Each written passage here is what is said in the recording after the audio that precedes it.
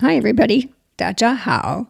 This is the China-Hollywood Greenlight podcast, episode number 3.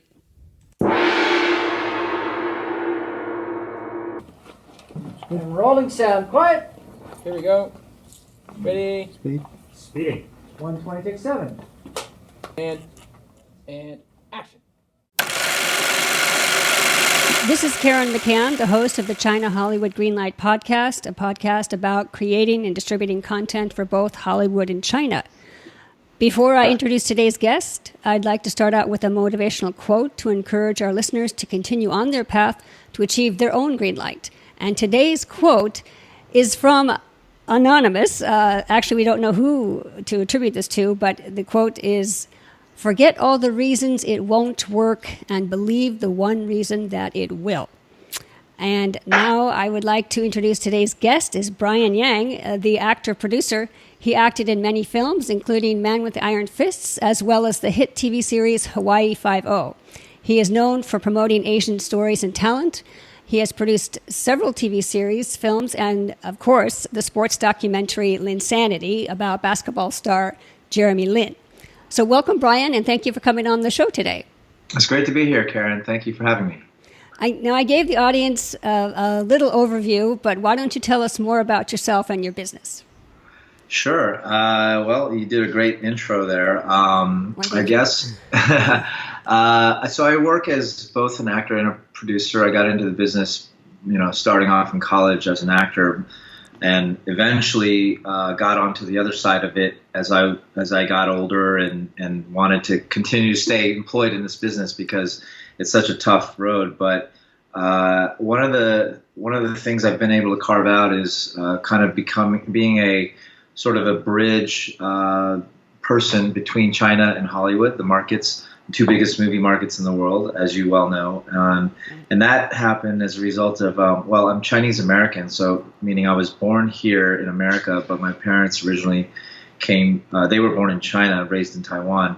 And so I have a very strong connection back to my motherland, if you will, and I can speak Mandarin. So about 10 years ago, I went out to China and started just snooping around, and one thing led to another. It was kind of before the rise of the film industry was just starting to take off, and now, as we all know, it's all over the place. It's exploded, and so fortunately for me, being there kind of at the right place, right time, has been working out for me in terms of just sort of laying the groundwork for that. So I'm based in the U.S., but I go back to China quite often for projects, festivals, whatever I need to go there for. And most of my work, in fact, as a producer, has Chinese elements related to them. Not entirely. I still do a lot of things just purely, U.S. or Western. But yeah, so I have a healthy mix of projects here, there, in between, whatever keeps me gainfully employed. Great. Well, maybe we can delve into a couple of those projects later. But first, I want to have like a real basic beginning. You're an actor and a producer, and I know there's no 2 days that are alike, but can you talk about 2 or 3 main tasks that you do on a typical day? Yeah. So, working as a producer it means a lot of development and waiting and meetings and calls and what have you. So I spend a lot of time. A typical day, although like you said, not every 2 days alike, but I find a lot of my days are filled with either, like I just said, interfacing.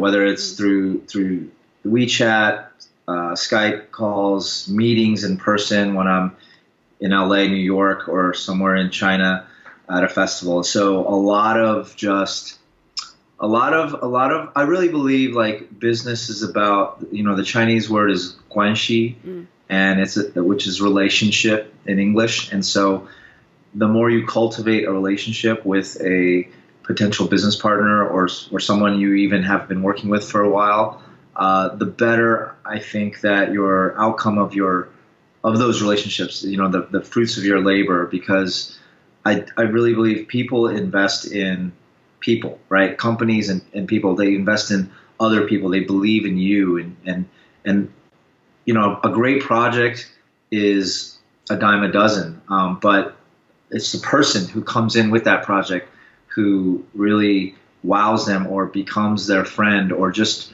really is someone they vibe with. I think that's an important thing to keep in mind, is not to be overlooked. You know, so I do a lot of relationship management, you know, through these meetings and just communication, you know, just updating people, following up, being responsive, being proactive. So a good deal of my time is just cranking out emails, getting on calls all hours of the day. So that's one thing I think a good producer needs to be able to do. And then of course there's also just sort of the other side of the development would be just reading scripts, going over, you know, I get a lot of pitches, you know, whether they're in the form of a deck or a script or a teaser video, like, you know, I'm so backed up with different projects that, you know, that I either am working on, considering working on, or people are pitching me. So a good deal of my time goes towards just kind of going over projects and, you know, different stages of that. So it fills up my days, you know, pretty quickly. When I like I said, I spend a lot of my time is done doing that. Of course, there are lots of days where I'm off shooting something, which is always nice, or you know, occupied doing something else. But that's you know, it makes for the good bulk of my year. What percentage of your time is divided between producing and acting?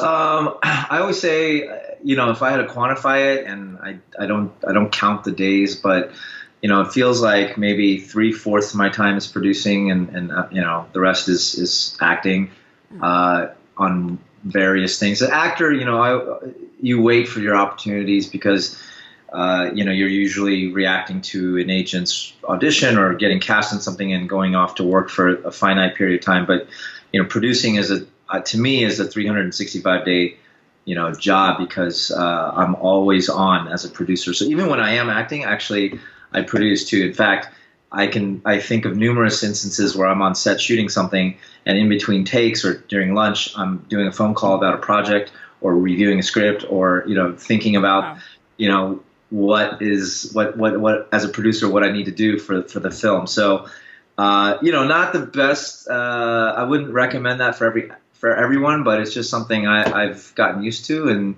able to switch, you know, hats and modes very, very quickly and easily. So, you know, keep myself busy. Yeah, well, that sounds great. Now, you're in San Francisco, you said? No, I'm actually in Los Angeles. Los Angeles. I mean, do you live in San Francisco?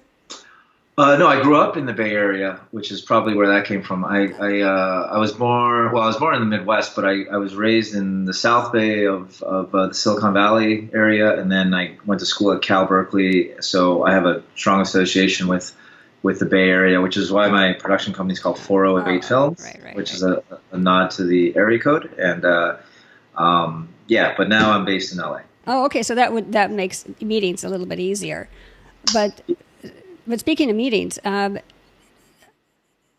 you obviously have a huge track record and people know you, but how do you find business partners, and how would you suggest our listeners find Chinese business partners?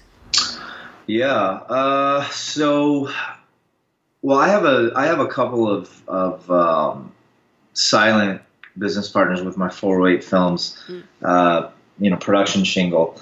So that's just our internal company, and those are people that I've known since high school. Just to be honest, going all the way back to, you know, again, 408, and so we came together and just formed our shingle and basically set up an operation to be able to help finance and produce films and you know, other forms of media. I wouldn't even just label it movies these days, because nowadays digital content, you know, is such a big part of the discussion. So as far as working with outside, you know, partners, especially as it pertains to China, you know, 10 years ago when I went out there, I just started, you know, from the bottom. I had a handful of business cards that I consider a mentor. This woman named Christine Choi in New York. She's actually on the faculty of Tisch for the School of Film and Television Arts in New York. she had a good deal of experience in China, and so she passed on her knowledge and contacts, and I went out there, and this was in 2008, and just started, like I said, hustling, just pounding the pavement, getting coffees with people. And I think, out of all those meetings, one thing led to another. I got hired for this TV series that was shooting in Shanghai. And from there, I just, I spent 6 months in China, and then I just started meeting more people, because that's just kind of the natural pattern of, existing and meeting people, going to film festivals. Shanghai Film Festival is something I've been going to regularly for the last, almost 10 years. And you just can't, you would have to be living under a rock to not be able to meet people, especially when you're present on the ground in China at film events, conferences, festivals, mixers, things like Hollywood, China Film Societies. There's so many things that are set up nowadays for you to be able to meet people.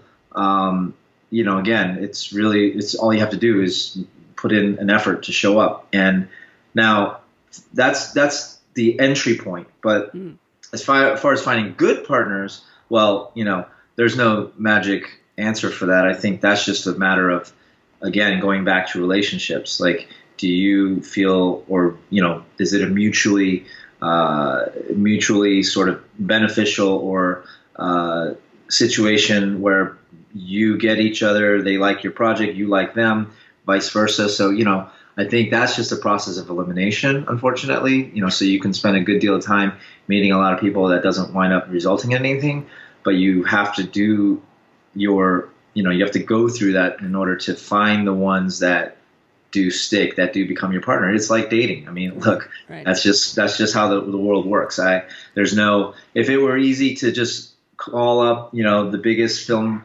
producers and directors in the world and say, I want to work with you, then, more power to you. But if you're starting to get into it, I think you just have to you have to dedicate yourself to like spending time really cultivating the relationships, either by being there or if you're not there, there's a lot of opportunities even in the West now for people interested in China to figure out who's who. So like that society, the Hollywood China Film Society, like that. Yeah, there's correct. I know in Los Angeles it's the China-Hollywood. Yeah, and every year at AFM, which is coming up in November, there's lots of Chinese film executives in town. There's two conferences I know of, right? There's the one sponsored by the Asia Society, which is a China-Hollywood focused film conference. I think it's a one-day event, but it's like a whole day, culminating with this huge dinner at night, and then there's another one that also concurrently runs around the same time, which I can't remember the name of right now, but there's so many things going on around Los Angeles, and I've seen things in New York, and even up in the Bay Area sometimes I'll see things that happen. That again, it's all out there for the taking. You just have to participate. That Asia Society event you're talking about, is that in conjunction with the AFM, or is this just something separate? It's separate, but they set it up specifically around the AFM, film conference, because they know so many people are in town and their attention is on that at the time. So yeah, I know it's I think it's 4 or 5 years running now, and this year I've been getting emails to sign up again. I mean, all the major players are in town every year for that, and it's very easy to find and sign up for, unless it sells out, which it inevitably does every year. Okay, so everybody sign up quick. Now, I know you talked a little bit just now about the challenges of finding a good partner. That is a good transition to my next question, which is, what obstacle did you encounter on a past project, and how did you overcome it, and what did you learn? So I think one of the challenges of really is not even just a specific project, but certainly the last project as well, is that before you are when you're not Steven Spielberg or you know, Christopher Nolan or whatever sort of household name person you are or they are. When you're going into China and you're trying to get a project off the ground, or you're trying to sort of impress them or get them to buy into or hire you or, you know, agree to a working relationship with you, it takes a lot of work to be able to get to the other side. And what I mean by that is that the Chinese film industry is relatively, you know, as far as the modern film industry is concerned, because China has obviously been making movies for you know, generations and decades. And you talk about, you know, I think they're on the 7th or 8th generation of filmmakers. So it's not like film is new to China, but I think as far as commercial films and films that we're starting to see come out of China and the Hollywood Chinese relationships, that is a more relatively new thing. And in this specific space, Chinese film executives and companies who are considering working with Western partners, you know, the first thing they always want to know is, well, who are you? Like, are you famous? Have you made anything of note? You know, and that's just kind of how it goes, you know. So if you're not a household name, they're often going to just kind of take a very reactive backseat approach to working with you, and you can, you know, they'll have 100 different excuses not to get back to you, to consider your project. And one of the toughest things you'll learn about China is like they never tell you no. So that's why it's always like you're in this state of like uncertainty. Well, they didn't tell me no. They didn't pass on my project. So that must mean it is still possible. So I'll keep following up with them, and then they'll keep saying, "Oh, we're sorry, we're getting around to it." And you know, it can be very frustrating in terms of I'd rather just have a pass so I can know to put this to sleep and move on. And so I think it goes back to relationships, and also, you know, I'm not someone who likes to do this or really does it at all, but there has to be a way for you to kind of balance impressing them with what you've done and who you are and your accomplishments, and not coming across as being too showy or pretentious, if that makes sense. So you do sort of need to figure out a way to, and this is when you're coming in cold, to be able to leverage what you've done, who you've worked with. You know, some people call it name dropping, or, you know, whatever it is, like to be able to get their attention and, you know, have it feel like you're validated or legitimized, and then for you to be able to take that opportunity and prove to them that you have the goods, the wherewithal, and, you know, ability to execute and deliver. So I think that's like, you know, I guess that's kind of a long-winded answer, but like in terms of a challenge, I think about working with Chinese film, you know, executives or companies. It's, and again, coming in from it totally cold. Once you build up a track record, I think, you know, that's a different thing. But if you're coming in as a wild card, to get them to pay attention to you, to agree to work with you, you know, there needs to be a little bit of bell and whistles around who you are. I think because your project, again, they get 100 projects a day pitched to them, and everyone's going to say, mine stands out, mine's this, mine's that. Well, does yours have a recognizable talent attached to it, or a big producer or director, perhaps, you know, from the West, right? Those are things that they respond to and will, you know, will get you to the next step. And that's, you know, that's not for everyone. That's definitely not for everyone. I understand. I see a lot of people go there thinking that they're going to conquer China, or they want to work with Chinese film partners. And then when they realize that, you know, this is not all that it's cracked up to be, they retract. And a lot of folks are already getting out of the game right now. I've noticed, because they don't have the stomach, or,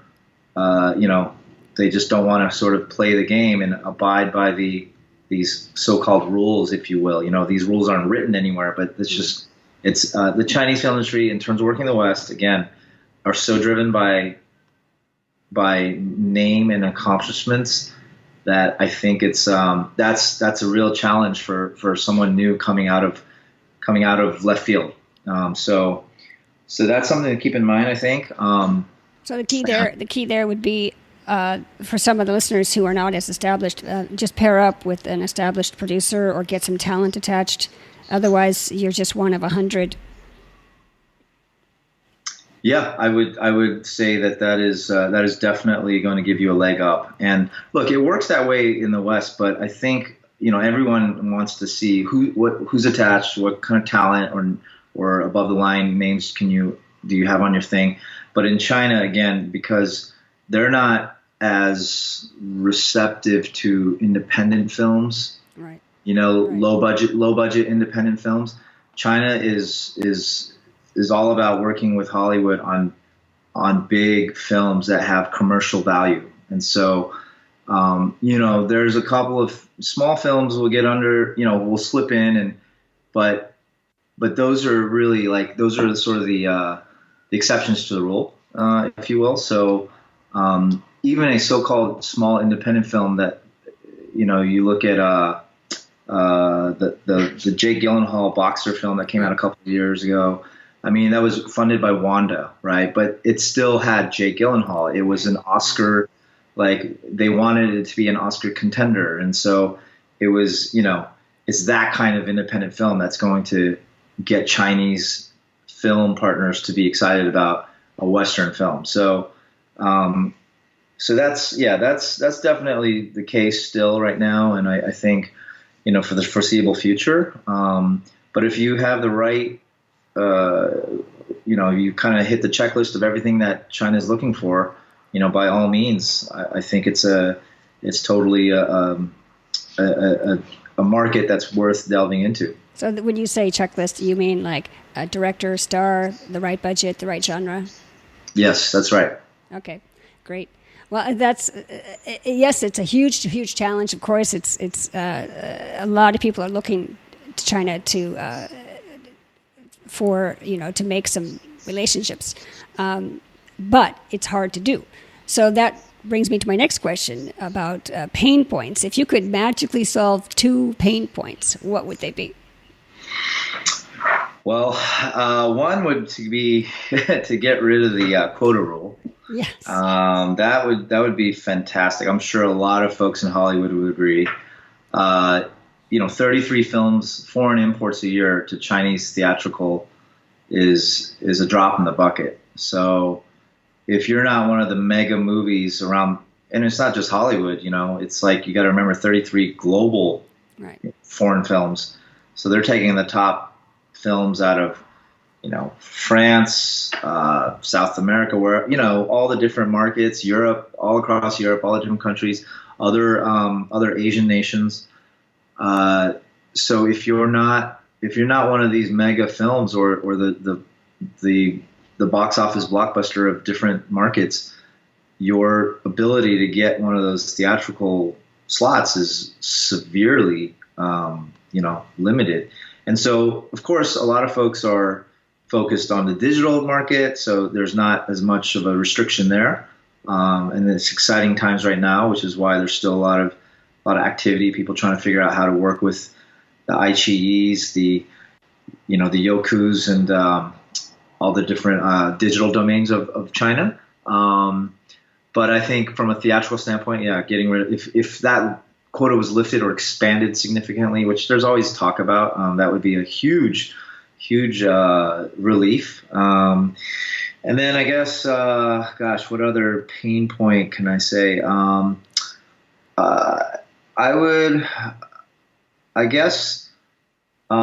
If there was a way to, China, I don't know if you've caught on to the WeChat system. I've got it on my phone. Okay, well, it's pretty much the only way to communicate and do business with people now. People don't use email. They're very slow to get back to you on email.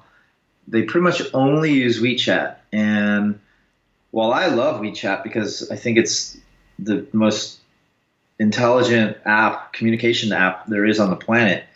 If you don't really know, it combines Facebook, Twitter, FaceTime, all the different social media platforms, including, and then by the way, also like Venmo and PayPal, because you can pay people with it, like all these things into one little app. It's ridiculous how efficient it is. It's also, I feel like it because so much information is driven through it, it's got such a stranglehold on your life and your communication with everyone that, you go to a conference or something and you exchange WeChats with everyone you know or everyone you meet and you come across. And then a lot of times you don't even know who you're meeting and you're just picking up all these contacts and then they start randomly messaging you. So you have to be really diligent about, you either have to be really smart and remember everyone, or you have to write notes constantly about who this person was and what they do and how you could potentially work with them.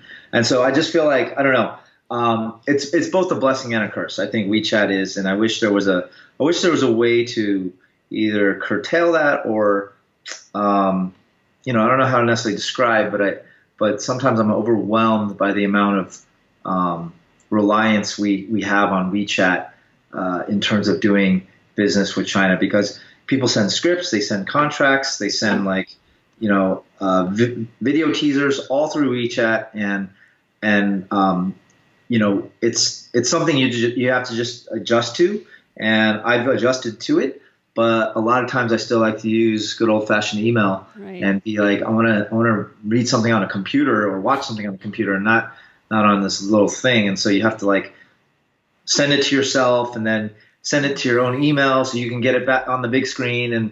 And so anyway, it's just extra steps you have to take. So, the film industry is driven by WeChat, and, I'm for the most part glad it is, but it's also, like I said, if there was a little bit of something I could tweak about it, that would be it. Okay, great. Just to go back to pain point number one, you talked about the quota. What about doing a co-production? Well, yeah, co-productions get under the quota, which is obviously why a lot of American productions are trying to find Chinese business partners. I think that's, yes. I mean, it's an arms race. There's more than enough co-production pitches going around right now, and I don't think that should stop, because I think number one, everyone should pursue their dreams and aspirations. But I also think that we're seeing so many co-production pitches that honestly they smell and feel like just land grabs, because they're just they're like, oh, it's how I can turn my American story or whatever story into it, get into the distribution system by just adding this Chinese person or setting it in China, or rewriting it just a little bit to be able to like fit into the quota. And like, so it just, I want to say like more than half of the projects that are out there that are being pitched as co-productions, just they are coming in with that approach, and everyone says no, ours is unique and ours is authentic and this, that, and then you read the script and you're like, well, it's clear all you did was change the name John Smith to like some Chinese surname, and you switched it from New York to Shanghai, and so like, so right. I think it's so if you're going to develop a co-production, really, really, really do it right, and and even when you do develop it right, there's no guarantee, obviously, because we have yet to see a and this is a whole nother podcast of co-production that has succeeded on a really wide level. I mean, there's films like Kung Fu Kid and Looper, and there's a few others that I can think of that have done well at the box office and made money. But if you look at them, they're also really, I don't know. There's the a lot of people don't really define those as true co-productions either. Like you have Looper just literally changed the setting from France to China. They got in under the co-production rule because they were able to. They said they did some post in China. There's some things on the checklist that give you that co-production status, and a lot of times it's just there's nothing Chinese about the movie in looking, but if you shoot there a little bit and you use just enough resources, for example, on the post-production side of things, you can get in under the rule, and that's fine and good. And as a film producer, I can appreciate getting your film and done by whatever means necessary. But I also feel like most of the co-productions we see, they're because now China is more interested in promoting the Chinese culture on screen, that a lot of times the co-productions, these scripts and stories come in, not on the right foot. And so, yes, utilize that for what it's worth because it's out there, but go into it with good intentions. That's my message. Yeah, and it's got to be a real co-production, not a fake co-production. Right. That's right. Now, I know you said earlier that you get a lot of pitches and you've got a lot of stuff in development. What sort of future projects are you looking for? Film, TV, genre, the budget range, story elements? I'm not, closed off to anything, to be honest. In fact, I sort of think of myself as a content producer as opposed to a film producer. Film producer, is sounds very specific. Obviously I've done documentaries, I've done narratives, I've done digital, shorts. I'm working on television as well, television ideas. So again, it runs the gamut. Genre-wise, not married to any particular thing. I have kind of carved out a little space in the sports genre, if you will, just because, as you said, you watched or of my work from Linsanity, which was sort of what opened a lot of doors from there. I started getting phone calls about other sports related content, and sports is actually a very underserved, genre in the Chinese industry, Chinese film space, because, we've all seen Rocky and, the Mighty Ducks and all these other sort of iconic sports films, growing up in the West. But that's a relatively untapped space. And so as China's, again, evolving as a film industry, they have started to put out a call for sports stories. And that is a particular area of interest for me, just because I like sports and I really gravitate to those subjects. But again, I don't have a mandate that says I can't look at sci-fi, I can't look at action, I can't look at drama or comedy or all of the above. So I think just and budget-wise, it doesn't really matter either. Obviously, the bigger the budget, the longer it will take usually, but that's not necessarily a hard and fast rule either, because with the right elements, if you bring me an A-list star or a script that's so bulletproof, or it's got so many things going right for it, it can get fast tracked. And, so that's something I look for as well. And so I'm not cornering myself into one area or the other. I welcome everything. It's just, I just hope it's good and, again, comes from the right place. And, and also I am stretched. So I will say that I get a lot of submissions or introductions to people, and, there's not enough time in the day. I always say that there's not, I wish there was another 48 hours in a day or 3 more of me, because I'm an independent film producer, and I see why there are companies with 50 employees. That's not where I'm at right now. Maybe one day we'll see, but right now I'm keeping it tight, and I've got a lot of things on my plate. But I'm always considering new things, and if they make sense, we go from there. And one of my next question, you sort of already gave us a hint, was what do you think the Chinese studios are looking for? You sort of put a seed in our audience's head when you said there could be a new market out there for sports films. Do you have such good guanxi with the Chinese studios? Have they let you know of any projects they hope to find, or what? Well, yeah. I mean, just kind of through my travels and communication with, I was just at the Shanghai Film Festival in June, and every day I'm WeChatting with people back there. There's a call now for not only sports, but I think sci-fi is actually also a hot and heavy genre that they're looking for. I think that, this is not something that I necessarily needed to hear from anyone in particular, because President Xi Jinping actually made a proclamation after the success of Dangle.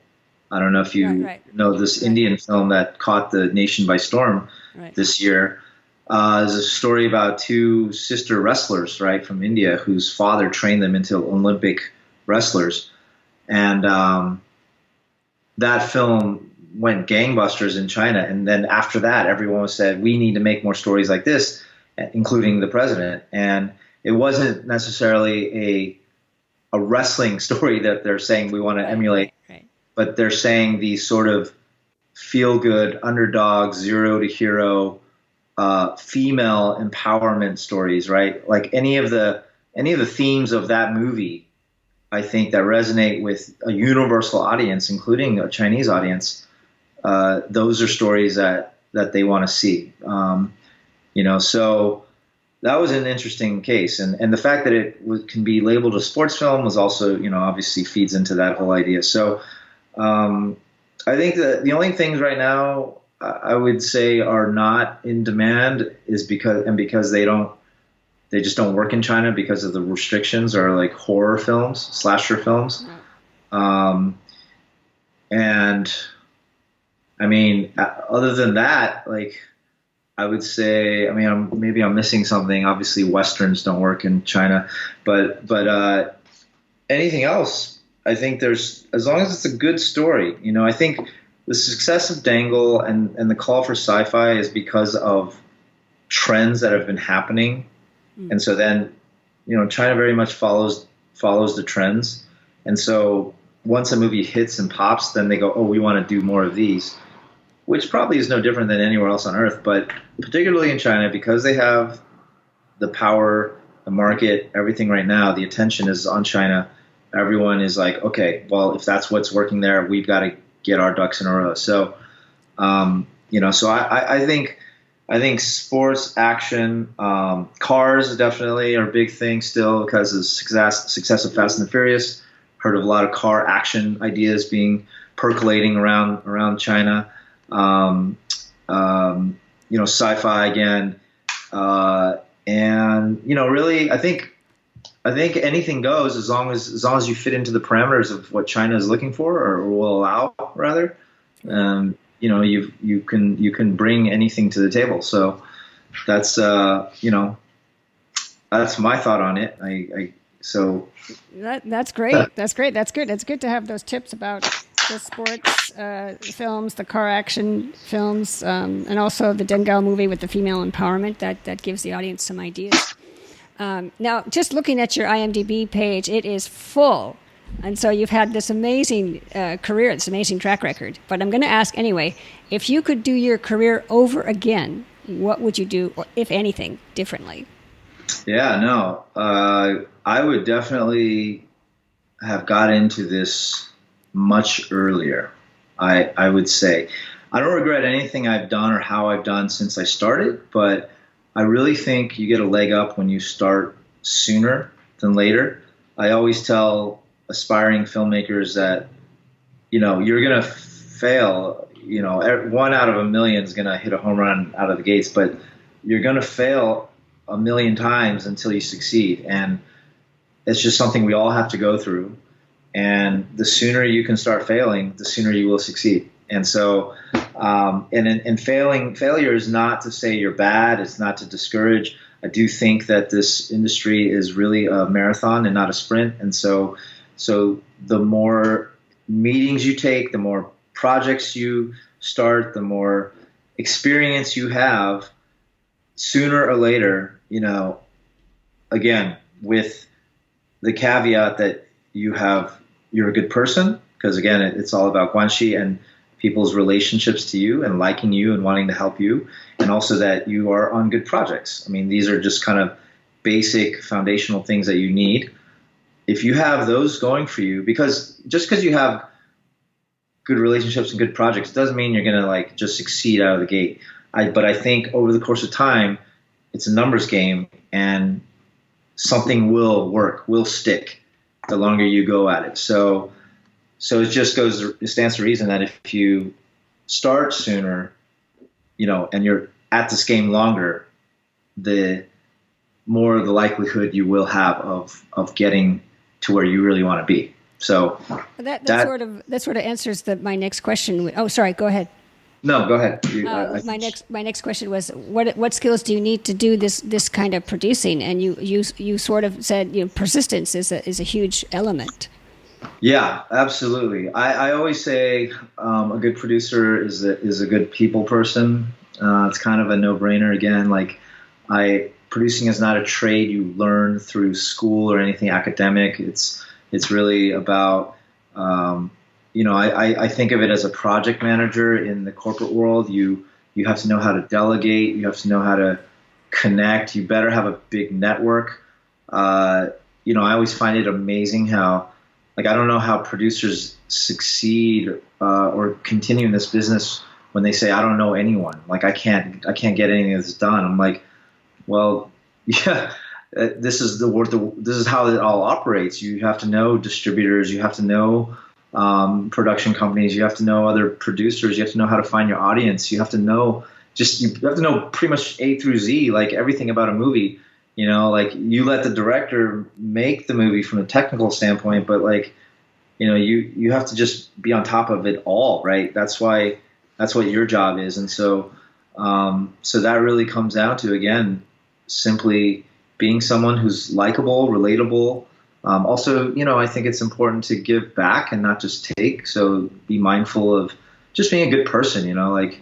If someone invites you to their film or their fundraiser, you go. And it's not a second thought, because you genuinely want to support each other. And so the more good energy you put out into the world, the more you're going to reap what you sow. And so, so I think that's just the basic, so someone who has that personality is definitely more apt to being a successful producer. I do think, there are the writers who are like, no, I don't want to talk to anyone. And the directors who are like, I just want to focus on my craft. Don't put me in a cocktail room. I can't talk to anyone. I get it. And that's fine. You just know your place and everything will be okay. But I'm just saying, I'm just speaking from my standpoint. And if you really want to be able to bring your projects to life, through your own means, then you have to be that person that puts that energy out there. So that's great. The virtuous circle, like you were saying earlier. This next question, I've just got two more. This next question is a little bit tricky. What question did I not ask you that I should have? Gosh, yeah, that's a good one. I don't know if this relates back to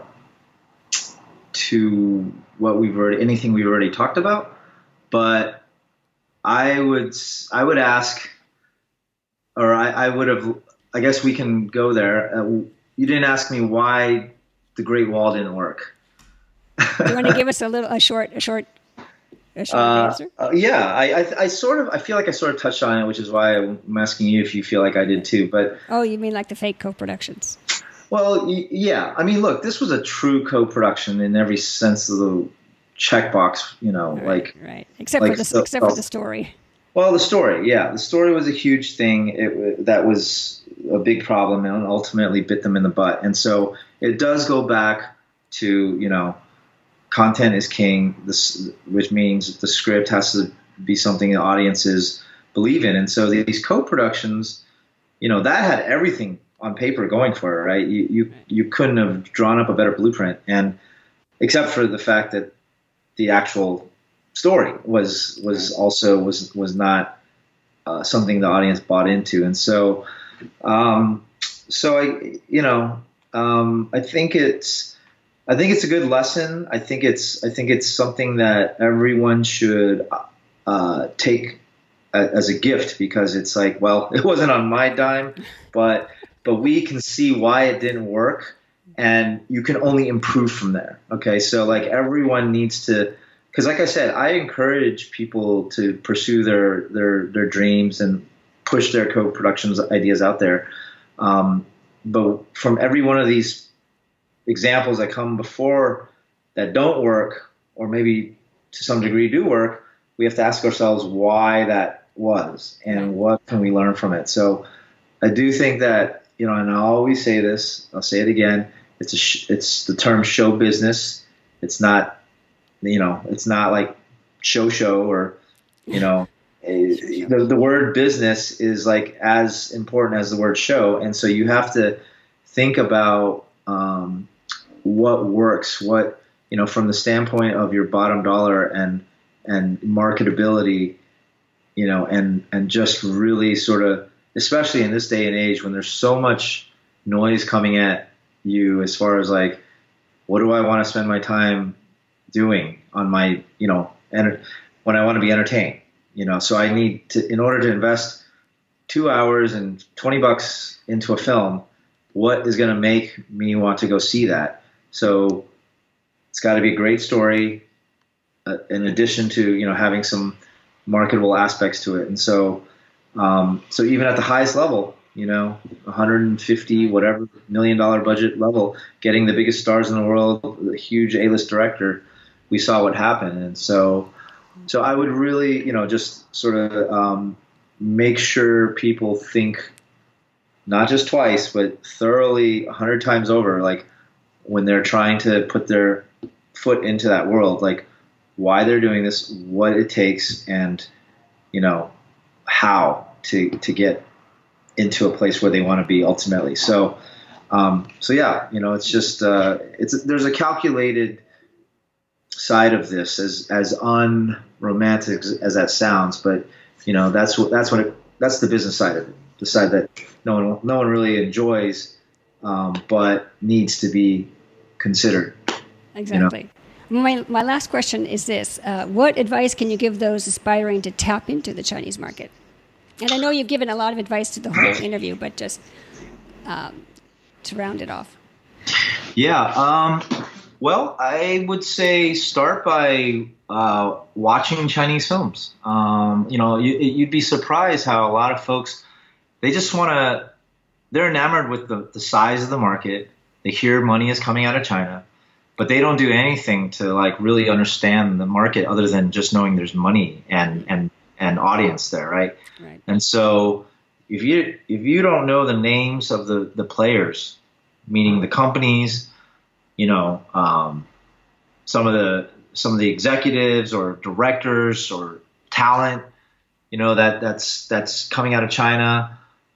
If you're not watching Chinese films on a regular basis, and it's not an excuse to say you're America or living in Canada or whatever, because these movies are available universally. You know, there's a ton of companies now bringing Chinese films into the West. So you don't even have to bootleg them, you know, which obviously I discourage, but you can go to a local theater, particularly in the major metropolitan cities. There are digital domains online that are streaming Chinese films. There's even a television that you can buy, which I bought for my parents, produced by LaVision, that is that has like an Apple box, but it's a Chinese box, and so in that box you can get Chinese content, and it's all subtitled and everything. So if you want to get into the market, you've got to study the market, and not just from a very superficial level, I think. And that's why I would encourage people to also go there. You know, like there's nothing like being on the ground. If you're trying to orchestrate a Chinese film from your family room in, you know, Des Moines, Iowa, you know, more power to you. But you've got to get out there to meet people, and then to really experience the culture. You don't have to learn the language. I think that helps a great deal for sure. But, you know, I think if you find trusted business partners through building the relationship over time, a lot of folks over there speak English in the film industry.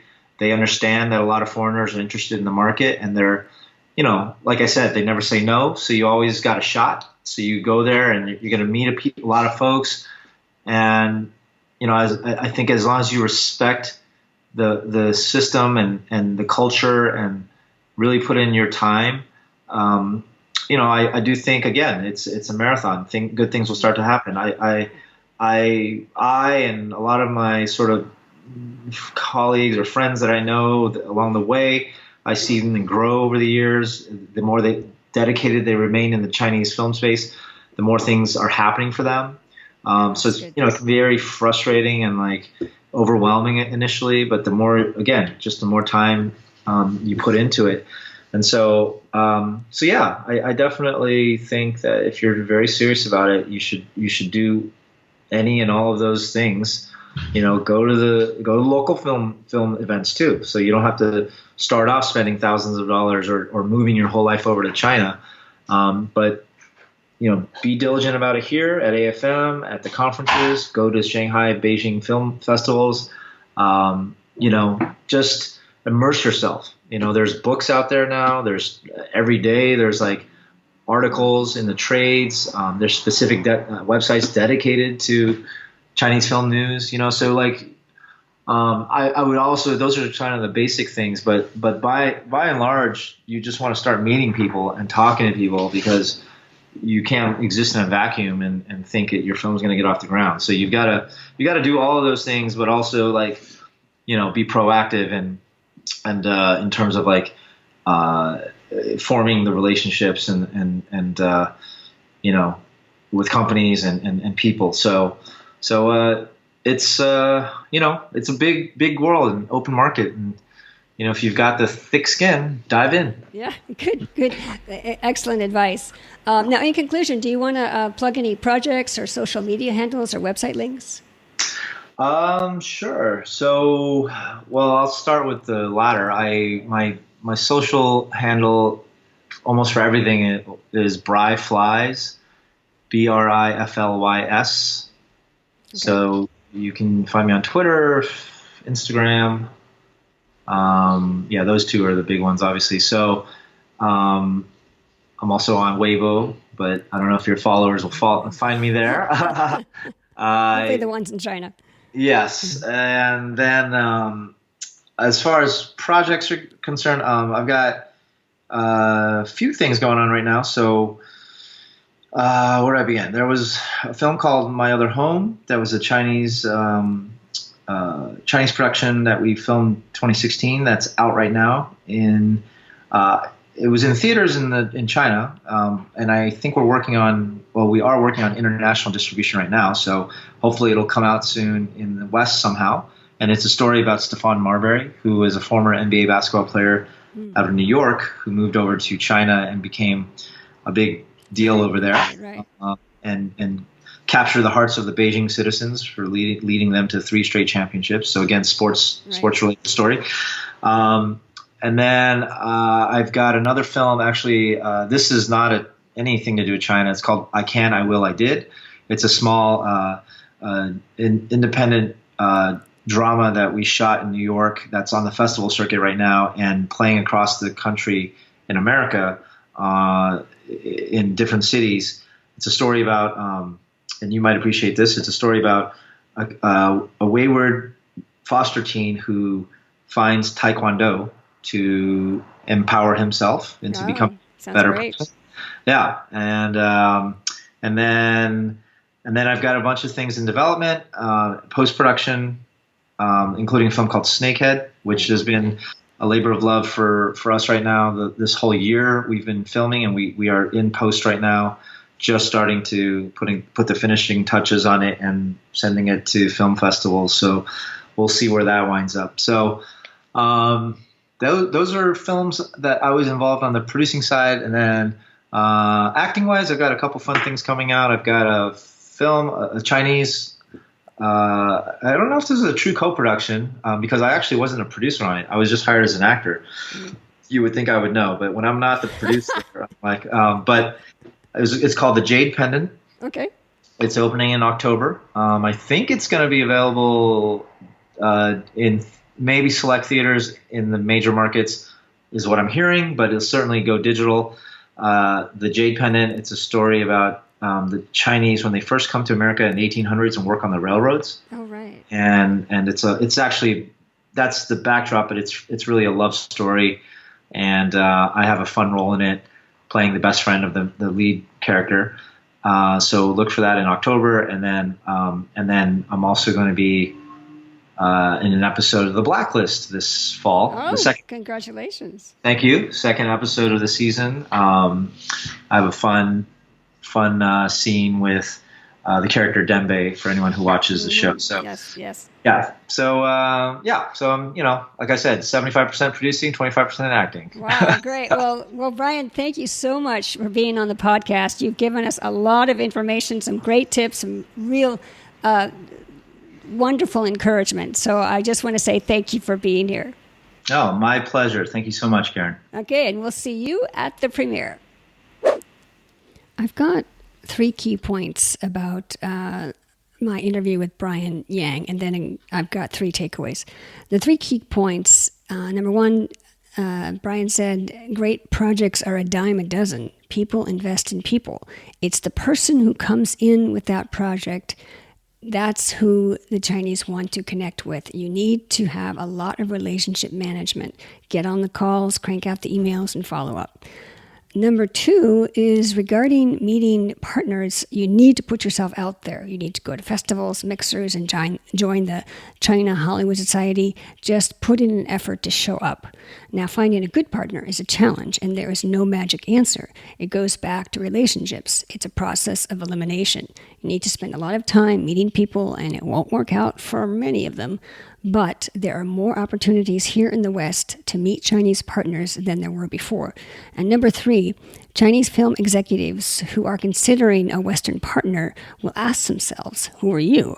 Have you made anything of note? If you're not a household name, they may take a backseat approach to working with you, or they take a long time to get back to you.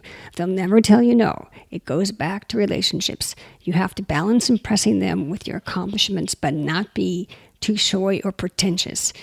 But what do you do if you're a newbie and you don't have a lot of credits to your name? You need to partner with an experienced producer or get some talent attached to your project. Now, as far as the takeaways are concerned, the first one is, when talking about finding Chinese partners, Brian said you must get the Chinese executives' attention with some bells and whistles on who you are and your project. He said the Chinese were looking for recognizable talent from the West. He didn't say China, such as a director or producer. Those are the things they respond to. Number 2, regarding what the Chinese studios are looking for, Brian mentioned sports dramas. And we all know about the successful Indian sports drama Dangal. Now, this could be an area of opportunity. I was very glad to hear Brian say that feel-good underdog and female empowerment stories, which is exactly what I write, that these are stories China wants to see. And number 3, Brian's advice, he says, watch Chinese films. Brian said Westerners who are enamored with the Chinese market, but who don't understand it or watch movies, well, you have to know the names of the players, the company executives, directors, and talent that's coming out of China. If you're not watching Chinese films on a regular basis, you won't really understand the market. And now for the episodic side of this podcast, I'll tell you about my week and my journey to getting my own green light on my film and TV projects. First, I was able to track down the LA address of a few Chinese studios, and I plan to contact them this week. I also heard from a director who has a relationship with a Chinese studio, which was a pleasant surprise. I'm now setting up meetings for the AFM, and I'm working on an ebook for my website, the China-Hollywood Greenlight. And lastly, FYI, this Brian Yang interview was actually done about 3 weeks ago, but last week, Brian contacted me and set me up with a Chinese producer who is interested in being on my podcast. So thank you again, Brian, for expanding my network. And if you'd like to join the podcast or would like to recommend a guest, send me an email at podcast@chinahollywoodgreenlight.com. So thank you, everyone, for listening to my podcast. To show your support, please go to iTunes, subscribe, and leave a rating so other people will find the podcast. The more we work together, the more opportunities will be out there for everyone. And I'll see you at the premiere. See you soon. 一会儿见.